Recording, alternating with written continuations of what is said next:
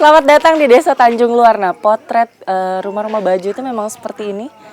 Nah, saya sebenarnya ke sini tuh bukan cuma mau keliling-keliling rumah baju aja. Nah, tujuan sebenarnya saya mau datang ke sini ada satu kegiatan, satu acara yang memang sudah hampir puluhan tahun tidak pernah diadakan, sekarang dimunculkan kembali. Nah, acaranya seperti apa, makna dari acara tersebut tuh bagaimana buat orang Bajo? Kita udah ditunggu di depan. Langsung sana yuk.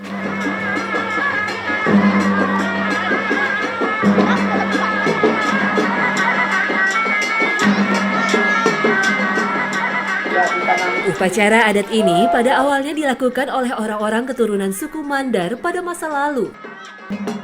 Kini dalam penyelenggaraan upacara Nyelamak di Lau dilakukan kerjasama erat antar suku yang ada di Tanjung Luar, yaitu suku Bajo, Mandar, Makassar, dan juga Bugis.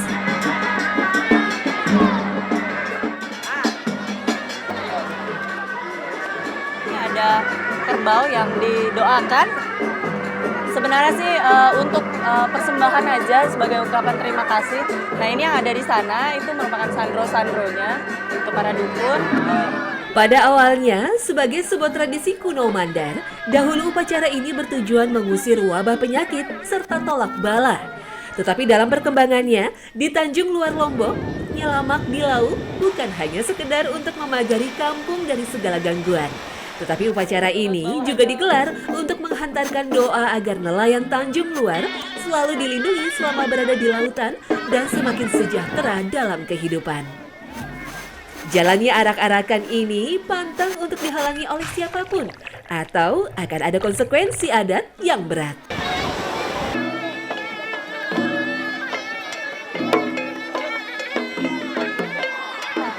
Puncak upacara Nyelamak di Laut Tanjung Luar adalah Malagak Tikolok yang artinya membuang kepala kerbau ke laut. Ini adalah puncak acaranya. Ini kepala kerbau yang kemarin kita arak nih, sudah ada di dalam dan sekarang mau dilarung. Larungnya di sana ada 2 bendera hitam di tengah-tengah. Nah, itu akan dilarung di situ. Wah, semuanya ikut. Pusat upacara larung dilakukan pada rakit yang telah dimodifikasi dan hanya boleh diisi oleh sandro atau dukun, bone-bone, beserta warga asli Tanjung Luar. Aturan adat mengharuskan rakit hanya boleh didayung menuju ke titik larung yang ditentukan. Selain itu, rakit ini juga tidak boleh didahului atau dihalangi oleh kapal lain. Jika sampai terjadi, upacara dianggap gagal dan harus diulang sampai sempurna. Sedangkan bagi warga lainnya, dilarang melaut selama 3 hari menjelang dan setelah upacara. Bagi yang melanggar, akan dikenakan sanksi adat penyitaan hasil tangkapan untuk disumbangkan ke kas desa. Nih, kapal yang tadi membawa kepala kerbau itu untuk larungannya itu ada di depan. Nah, kita tidak boleh forbidden mendahului dia. Jadi yang lain itu berada di posisi belakang. Ini kalau misalnya lihat ke belakang, semuanya masyarakat Tanjung Luar, wah, pada turun ke laut hari ini untuk mengantarkan larung hari ini. Lihat nih. Konsep Nyelamak di laut saat ini sudah mengalami penyesuaian dengan kemajuan peradaban. Dahulu acara adat ini digelar untuk mengusir penyakit atau memagari desa. Sekarang, melalui tradisi ini, masyarakat Tanjung Luar juga ingin dianggap hadir pada jalur wisata Lombok yang berkembang sangat pesat. Muter Balki. Nah, ini yang unik nih. Jadi masyarakat Bajo itu memang terkenal nomaden, tidak menetap di darat. Nah, mereka itu selalu di laut kan. Nah, jadi itu juga yang mempengaruhi kenapa sih larungnya itu dimulai dari tengah laut bukan dari pinggir. Karena mereka seperti punya filosofis, kita mencarinya dari tengah, lalu mengembalikan persembahannya pun dimulai dari tengah. Bayangin ya, semuanya membentuk lingkaran dan itu serentak mengelilingi itu. 2 bendera hitam, tempat kita akan melepaskan melarungnya itu.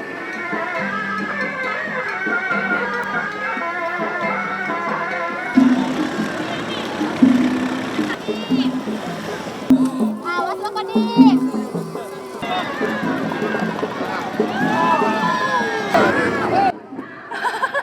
Semuanya ya, jadi memang sukacita itu apresiasinya munculnya bisa macam-macam. Ada yang senang, ada yang nangis.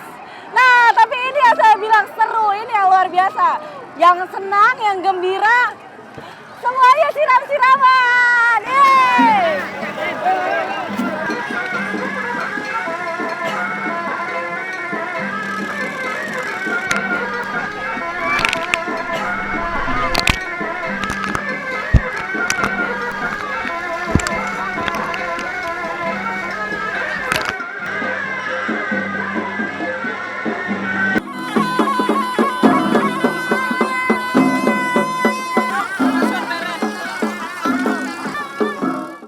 Cantiknya Nusantara adalah ungkapan luas yang tak hanya ditujukan kepada alam di bumi Indonesia.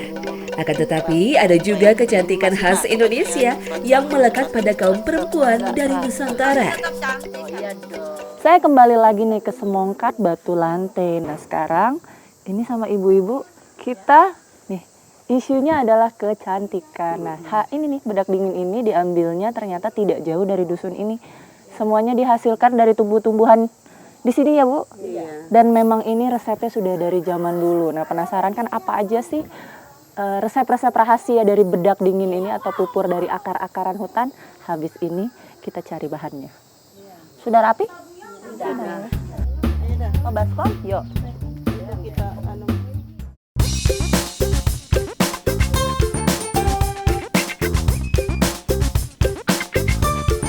Ini? Iya. Kayaknya sama aja dengan batang pohon yang tadi kita banyak lihat di bawah. Cuma lain namanya itu. Sama pohon. Kita dulu Mbak. Allah. Kita kasih pergi ini ya. Mari Mbak, mulai dah Mbak. Bangkap bote. Astagfirullahaladzim. Bangkam bote. Oke. Nah ini salah satu bahan untuk bikin bedak pupur itu kulit bangkam bote ini. Panjang-panjang. Nah, kita sudah kupas ini seperti ini. Harus kita pakai tanah, taruh tanah supaya bisa tumbuh kulitnya lagi seperti ini. Ini kan bekas tahun dulu ini, Mbak. Regenerasi secara alami. Begini juga, Mbak. Nah, bisa tumbuh lagi kulitnya. Tanaman Bangka Ponte ini tak perlu proses rumit seperti uji kimia. Kulit kayu yang dikumpulkan hanya dicacah, kemudian akan dijadikan salah satu bahan dasar pembuatan bedak dingin tradisional ala Semongkat. Hanya tanaman tertentu yang bisa dimanfaatkan untuk kecantikan. Pengetahuan tentang jenis tanaman yang dapat digunakan sebagai bahan baku ramuan tradisional telah diwariskan secara turun-temurun dari nenek moyang mereka.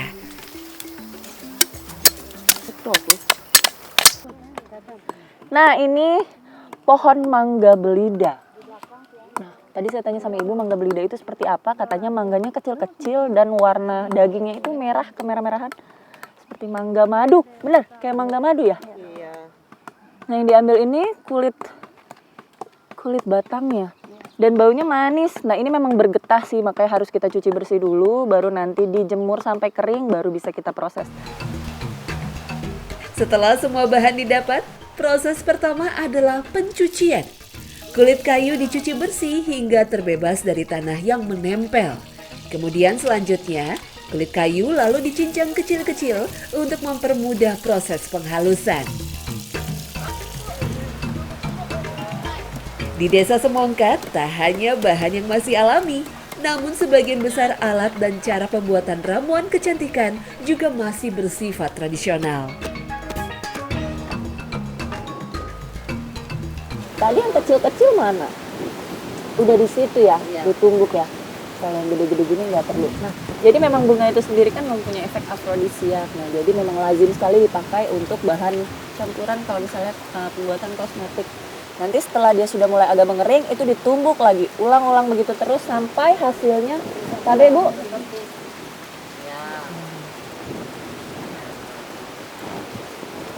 Seperti bubuk begini, halus begini.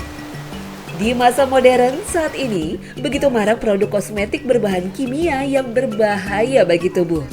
Namun, ini bukan persoalan bagi kaum wanita di Semongkat. Ramuan jamu kecantikan berbahan alami ini tetap menjadi primadona untuk digunakan kapanpun dan dimanapun oleh mereka. Tak heran, karena khasiatnya telah teruji sejak zaman orang tua mereka. Nah, ini kan karena memang untuk kecantikan, jadi secara tampilan estetikanya cakep ya. Tapi yang terakhir ini saya rada-rada jangan khawatir. Nah, karena Semongkat ini memang penghasil madu, Jadi dipakailah polen. Ya, Bu. Polen ini adalah jadi kalau dari sarang lebah itu ada polennya, ada propolisnya, ada madunya. Nah, ini dipakai juga karena memang madu juga biasanya lazim dipakai untuk alat-alat kecantikan juga. Nah, kita mau jemur ini. Nah, sambil ada mau minum jamu kan nih pas hujan-hujan begini. Kasih anget-anget badan. Khasiat bedak dingin tradisional ini sebenarnya tidak jauh berbeda dengan sunblock atau tabir surya. Dengan membalurkannya ke bagian kulit, bedak dingin mampu menangkal sengatan cahaya dan panas matahari. Tak heran jika pada akhirnya para ibu sering menggunakannya di sela-sela aktivitas luar ruang seperti saat mereka sedang berkebun. Nah, ini satu lagi nih. Lulurnya. Lulurnya ini tadi ya itu lihat kan kalau misalnya dikasih jeruk itu langsung berubah warnanya dan efeknya dingin. Bu, ini kayaknya harus sebadan-badan. Harus sampai belakang-belakang sini. Sebenarnya ya. Oke, nanti kita lanjut di dalam. Tapi yang pasti kalau untuk menjaga kecantikan itu sepertinya jadi satu hype buat perempuan di mana aja, umur berapa saja. Kecantikan itu memang dari dalam, tapi yang paling penting bagaimana kita merawatnya. Nah, kalau misalnya perempuan-perempuan di Semongkat yang cantik-cantik ini seperti ini dan lulurnya begini. Keren ya? Biar apa, Bu? Biar nggak ada madu tiga. Biar tidak dimadu katanya. Ya, alasan sederhana tapi keren. Wow, putih. Kalau kita mau ngambil buah asap itu memang harus pas tengah hari begini. Wah, tar dulu, Pak.